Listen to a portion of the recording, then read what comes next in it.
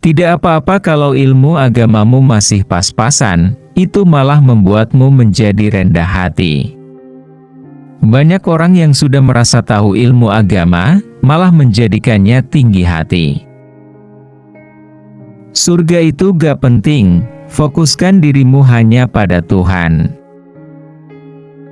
Hakikat hidup bukanlah apa yang kita ketahui, bukan buku-buku yang kita baca atau kalimat-kalimat yang kita pidatokan, melainkan apa yang kita kerjakan, apa yang paling mengakar di hati, jiwa dan inti kehidupan kita. Kalau kau cukup makan sepiring nasi, kenapa harus sepiring setengah? Kalau kesehatanmu cukup dipenuhi dengan sebiji tempe, kenapa ambil 2? Seseorang tidak akan memperjuangkan perubahan dari ketidakbenaran menjadi kebenaran ketika yang harus ia pelihara adalah kemapanannya dalam ketidakbenaran. Agama diajarkan kepada manusia agar ia memiliki pengetahuan dan kesanggupan untuk menata hidup, menata diri dan alam, menata sejarah, kebudayaan, politik. Dunia ini masih dipimpin oleh orang yang lebih memilih kenyang meskipun dijadikan budak, daripada lapar tapi bertahan harga dirinya. Tuhan tidak menuntut kita untuk sukses. Tuhan hanya menyuruh kita berjuang tanpa henti. Menyepi itu penting, supaya kamu benar-benar bisa mendengar apa yang menjadi isi dari keramaian. Sunnah Rasul yang paling mendasar adalah akhlaknya, bukan kostumnya.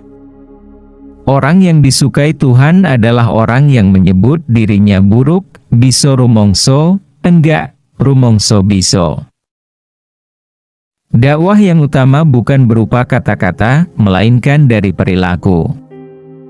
Orang yang berbuat baik sudah termasuk berdakwah.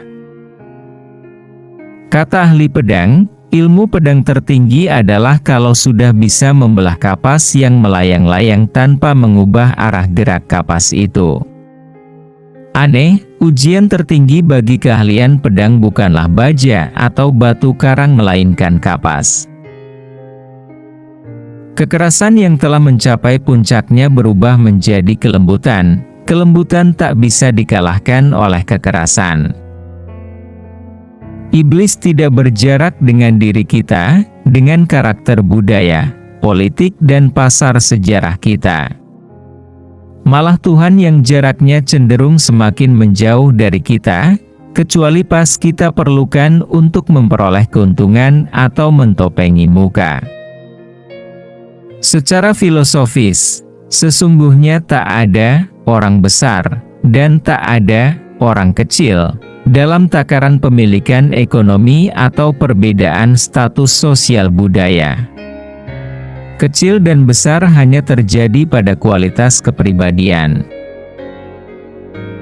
Apakah yang menyelubungi kehidupan ini selain cahaya? Kegelapan hanyalah ketika taburan cahaya tak diterima. Jangan mati-matian mengejar sesuatu yang tak bisa dibawa mati. Apa gunanya kepandaian kalau tidak memperbesar kepribadian manusia, sehingga ia makin sanggup memahami orang lain? Tuhan tidak tersakiti oleh pengingkaran Anda. Tetapi Tuhan sangat tersakiti jika Anda berpura-pura menyembahnya. Agama itu letaknya di dapur. Tidak masalah mau pakai wajan merek apa di dapur, yang utama adalah makanan yang disajikan di warung sehat. Maka ukuran keberhasilan orang beragama bukan pada sholat atau umrohnya, melainkan pada perilakunya. Kamu punya ruang dalam hatimu untuk merasakan hati para bambung, gelandangan, sehingga hatimu sedih, getir, terimpit 1000 gunung. Sementara orang-orang pandai sibuk dengan program-program dan omong besar di koran-koran.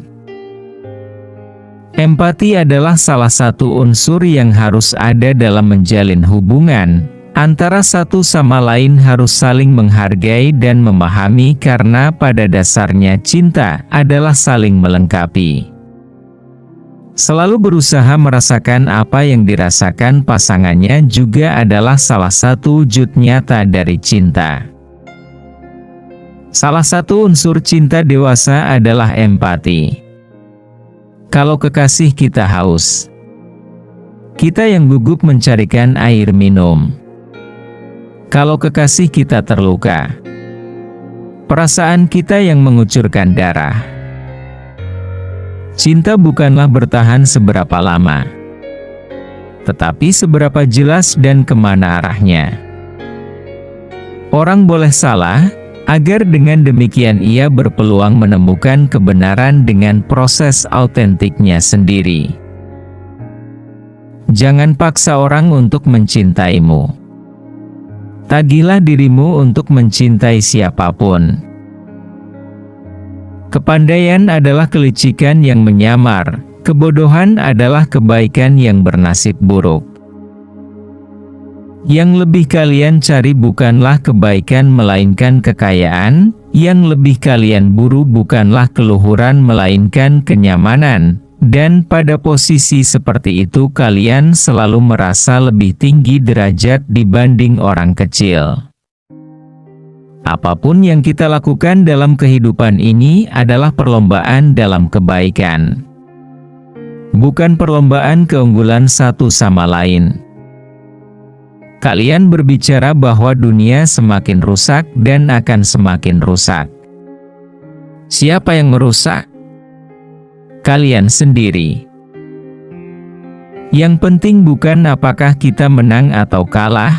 Tuhan tidak mewajibkan manusia untuk menang sehingga kalah pun bukan dosa. Yang penting adalah apakah seseorang berjuang atau tak berjuang. Kebanyakan orang tak bisa tidur.